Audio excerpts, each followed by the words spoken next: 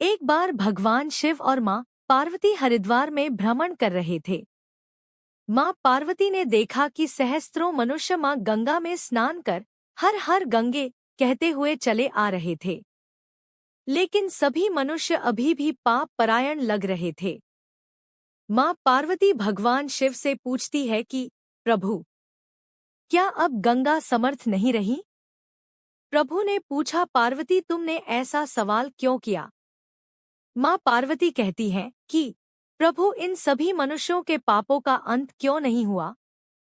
भगवान शिव मुस्कुराते हुए कहते हैं कि पार्वती, गंगा तो अभी भी सर्व समर्थ है, लेकिन इन सभी ने पापनाशिनी गंगा में स्नान नहीं किया ही नहीं।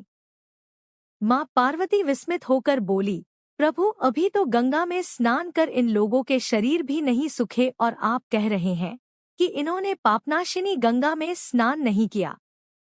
भगवान शिव ने कहा, पार्वती, मैं कल तुमको इस बात का भेद बताऊंगा। अगले दिन प्रातः बारिश होने लगी और सभी रास्ते पानी और कीचड़ से भर गए। भगवान शिव एक वृद्ध का रूप बनाकर एक गड्ढे में ऐसे बैठ गए कि मानो वह इसमें गिर गए हैं और उनसे वृद्धावस्था के कारण निकला भी नहीं जा रहा। उन्होंने माँ पार्वती को समझाया दिया कि तुम गंगा स्नान कर आते सभी मनुष्यों को सुनाकर कहना कि मेरा पति इस गड्ढे में गिर गया है। मेरे पति सर्वथा निष्पाप आत्मा है और कोई निष्पाप पुण्यात्मा है उनको बाहर निकल सकती है। अगर कोई व्यक्ति निष्पाप है तो वही मेरे पति को बाहर निकालने के लिए हाथ लगाएं। लेकिन अगर कोई निष्पाप नहीं हुआ तो उसका शरीर जलकर भस्म हो जाएगा। माँ पार्वती अब गड्ढे के पास बैठ गई और सभी को सुनाकर कहने लगी। हर कोई सुंदर स्त्री को प्रलाप करते हुए देखकर रुक जाता। एक सुंदर स्त्री को वेदना में देख हर कोई उनकी मदद के लिए तैयार हो जाता। लेकिन जैसे ही वह वृद्ध वेशधारी भगवान शिव को बाहर निकालने के लिए हाथ बढ़ाने लगते, माता पार्वती तुरंत उन्हें टोक देती। वह कहती, मेरे पति सर्वथा निष्पाप आत्मा है और कोई निष्पाप पुण्यात्मा है उनको बाहर निकल सकती है। अगर तुम निष्पाप हो तो मेरे पति को बाहर निकालने के लिए हाथ बढ़ाना। मैं तुम्हें पहले ही चेतावनी दे देती हूँ कि अगर तुम निष्पाप नहीं हुए तो तुम्हारा शरीर जलकर भस्म हो जाएगा। इतना सुनते ही हाथ आगे बढ़ाने वाले हाथ पीछे कर लेते, क्योंकि उनको लगता था कि हमने जीवन में कभी ना कभी तो पाप किया ही होगा।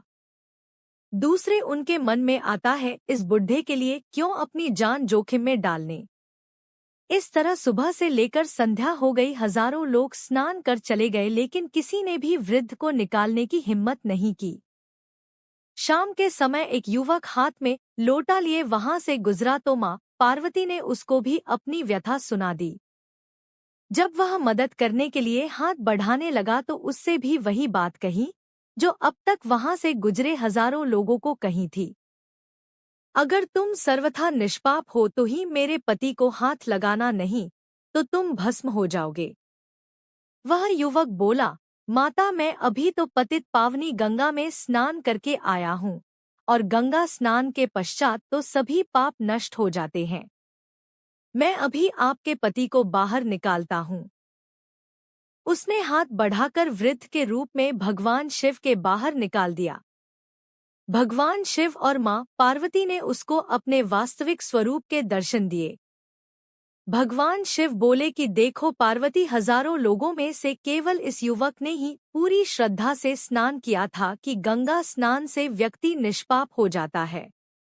कहने का तात्पर्य यह है कि लोग बिना किसी श्रद्धा और विश्वास के गंगा स्नान करते हैं, इसलिए उनको उसका पूर्ण फल नहीं प्राप्त होता।